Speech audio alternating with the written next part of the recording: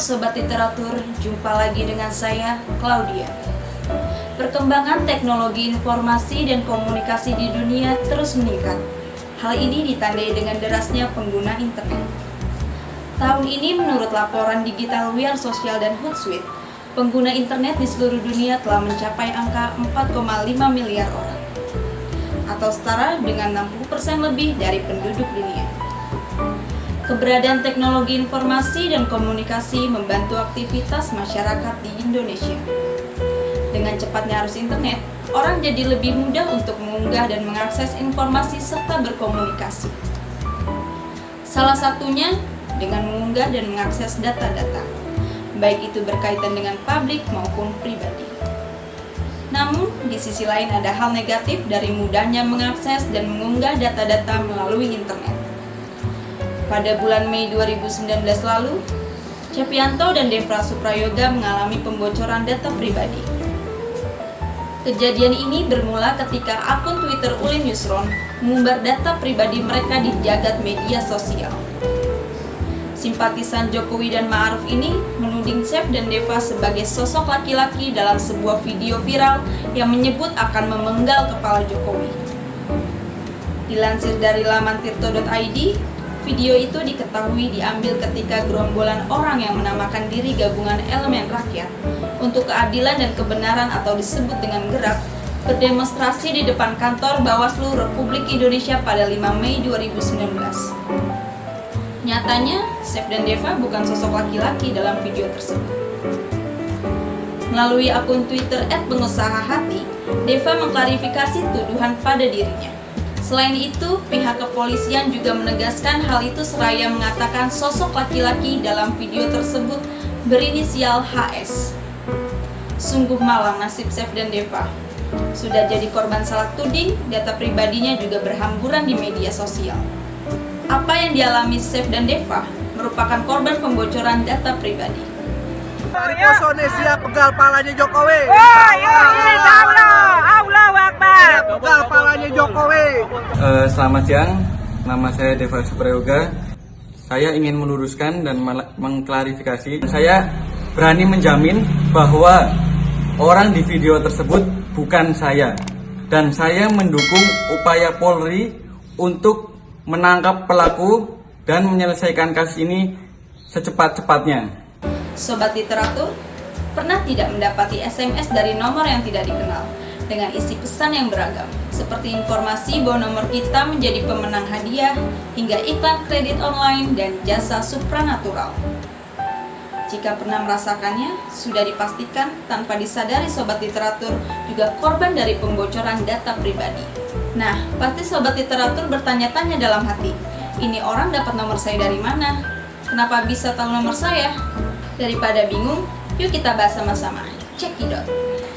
Baru-baru ini penikmat belanja online digegerkan dengan kasus pencurian data yang dialami Tokopedia. Ini bermula dari cuitan akun Twitter @underthebridge yang mengatakan bahwa data 15 juta pengguna Tokopedia telah diretas pada Maret 2020. Adapun akun Under the Bridge tersebut mengklaim sebagai penyedia layanan pemantauan dan pencegahan pembocoran data asal Israel. Apa sih data pribadi itu? Merujuk Undang-Undang Nomor 23 Tahun 2006 tentang Administrasi Kependudukan (JO), Undang-Undang Nomor 24 Tahun 2013 tentang perubahannya, data pribadi atau personal data merupakan data perseorangan tertentu yang disimpan, dirawat, dan dijaga kebenaran serta dilindungi kerahasiaannya.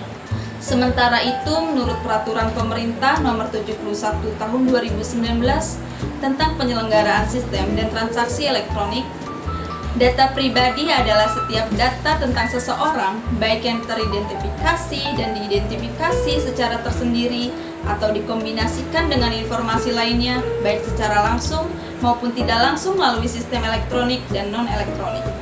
Nah, dua contoh kasus yang sudah dijelaskan di awal tadi adalah kebocoran data pribadi. Kebocoran data kerap terjadi di Indonesia. Biasanya dilakukan dengan sengaja atau tidak disengaja, baik itu oleh oknum maupun kelompok.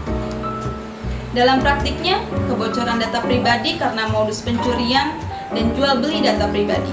Hendra Hendrawan, mahasiswa Universitas Pasundan, Bandung, Jawa Barat, melakukan penelitian dan observasi sederhana terkait dengan modus pencurian dan jual beli data pribadi pada tanggal 1 Agustus 2019. Hasilnya, dia mengidentifikasi 5 jenis modus. Pertama, penipu menawarkan pinjaman secara online melalui SMS kepada pemilik nomor telepon secara acak. Orang yang terpengaruh dengan tawaran tersebut diwajibkan menyerahkan data KTP dan kartu keluarga. Kedua, penipu berpura-pura menjadi calon pembeli pada toko online. Seolah-olah pelaku tidak percaya dengan pedagang. Disitulah dia meminta data pribadi pedagang online shop dengan alasan untuk menciptakan kepercayaan. Penipu meminta pedagang selfie dengan KTP lalu bertukar data pribadi. Pelaku juga mengirim selfie KTP-nya, tetapi KTP yang dipakai data orang lain. Ketiga, penipu seakan-akan membuka lowongan kerja di situs jual beli online. Calon pelamar kemudian dikirimi link formulir lewat Google Form yang harus diisi data secara lengkap. Keempat, penipu membuat situs yang mirip aplikasi cek KTP yang dikelola oleh pemerintah. Situs ini tentu saja bukan resmi milik pemerintah, melainkan situs abal-abal untuk memulung data orang. Kelima, penipu mendatangi kampung-kampung dengan berpura-pura akan membagikan sembako kepada warga. Syaratnya, warga harus menyerahkan salinan KTP dan KK serta difoto. Selain pencurian data dengan berbagai macam modus, terdapat pula jual beli data pribadi. Berdasarkan investigasi Kompas, pada tahun 2019 ditemukan praktik jual beli data pribadi nasabah di kalangan tenaga pemasaran kartu kredit dengan harga bervariasi. Mulai Rp300 hingga Rp50.000 per data. Harga penjualan tergantung informasi di dalam data tersebut.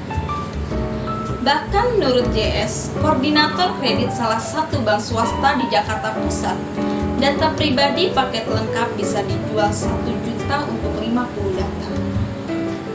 Data yang dijual secara bebas itu berupa nama, alamat, nomor telepon, atau nama ibu kandung, informasi gaji hingga kemampuan finansial nasabah. Di satu sisi, Indonesia, negara yang 171,2 juta penduduknya, menggunakan internet tidak memiliki satu undang-undang pun yang secara khusus mengatur perlindungan data pribadi. Sejak 2016, rancangan undang-undang RUU Perlindungan Data Pribadi telah masuk program legislasi nasional atau Prolegnas. Namun, pembahasan RUU yang diusulkan pemerintah, dalam hal ini Kementerian Komunikasi dan Informasi atau Kominfo, ini mangkrak hingga hari ini. Kabar terakhir, Dewan Perwakilan Rakyat Republik Indonesia menargetkan RUU Perlindungan Data Pribadi bisa disahkan pada awal 2021. Insya Allah, tahun 2021 Indonesia sudah punya Undang-Undang Perlindungan Data Pribadi, kata anggota Komisi 1 DPR RI Abdul Qadir Karding seperti dikutip Tempo.co. Sebenarnya aturan mengenai perlindungan data pribadi bukannya tidak ada di Indonesia. Studi yang dilakukan Lembaga Studi dan Advokasi Masyarakat atau LSAM pada 2016 menunjukkan ada 30 undang-undang berbeda yang memuat ketentuan mengenai perlindungan pribadi di Indonesia. Undang-undang ini bersifat sektoral, mengatur ranahnya sendiri-sendiri seperti kesehatan, administrasi penduduk, perbankan, atau jasa keuangan.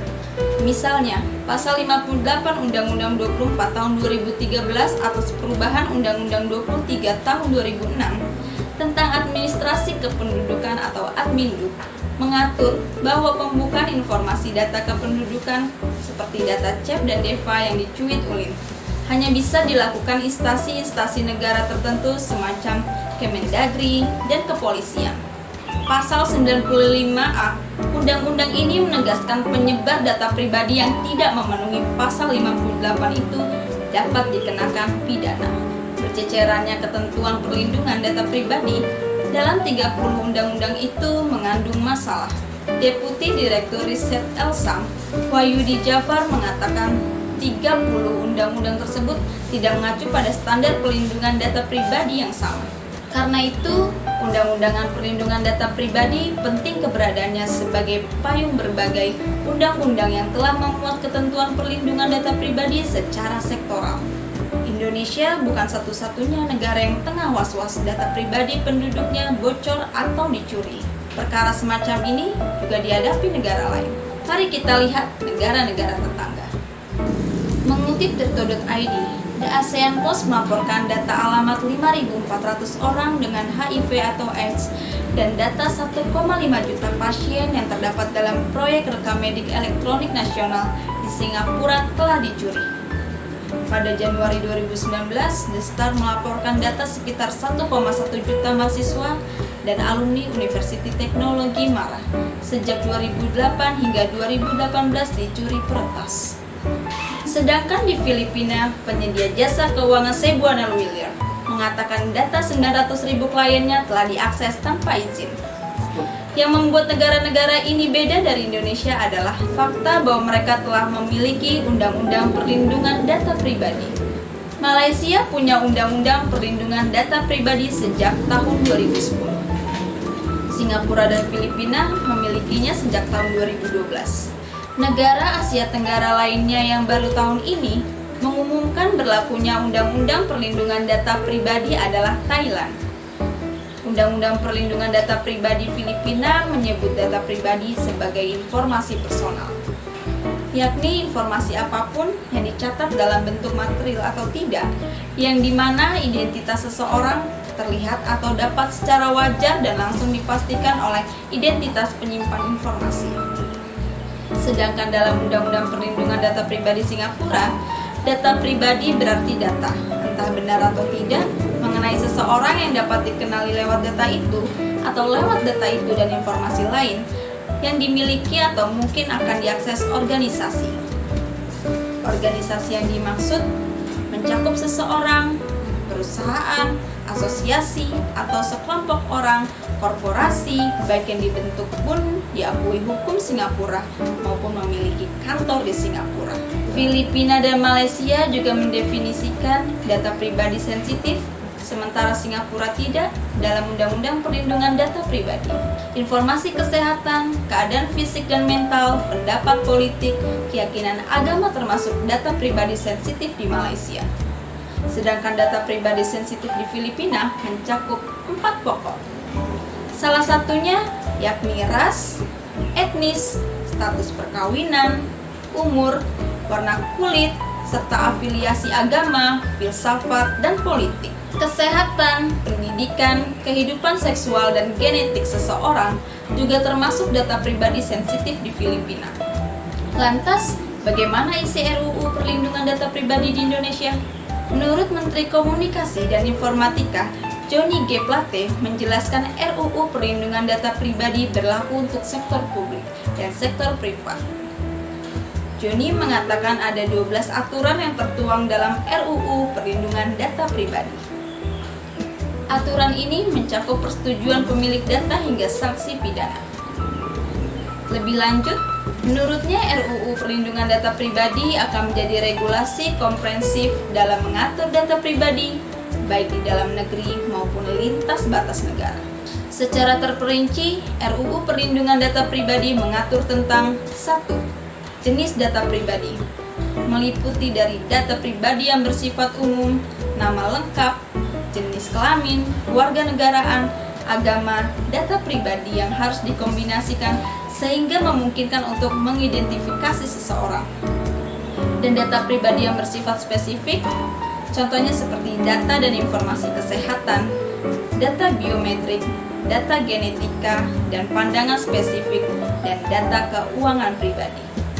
Yang kedua, hak pemilik data pribadi, meliputi hak untuk mengakses, memperbaiki kesalahan, melengkapi data, hak untuk memusnahkan data, hak untuk menuntut dan menerima ganti rugi atas pelanggaran terhadap hak-haknya, hak untuk menarik kembali persetujuan pengelolaan data yang telah diberikan pada pengelola data. Yang ketiga, pemrosesan data pribadi. Yang keempat, kewajiban pengelolaan data pribadi. Yang kelima, transfer data pribadi. Yang keenam, sanksi administratif. Dan yang ketujuh, larangan dalam penggunaan data pribadi. Yang ke-8, pembentukan pedoman perilaku pengendali data pribadi. Yang ke-9, penyelesaian sengketa dan hukum acara. Yang ke-10, kerjasama internasional. Yang ke-11, peran pemerintah dan masyarakat. Yang ke-12, ketentuan pidana. Akankah RUU Perlindungan Data Pribadi yang digadang-gadang menjadi angin segar di tengah berjejalnya penyalahgunaan data pribadi oleh orang-orang yang tidak bertanggung jawab ini disahkan pada tahun 2021? Kita tunggu saja Sobat Literatur. Sampai jumpa di diskusi lainnya. Saya Claudia, salam literasi.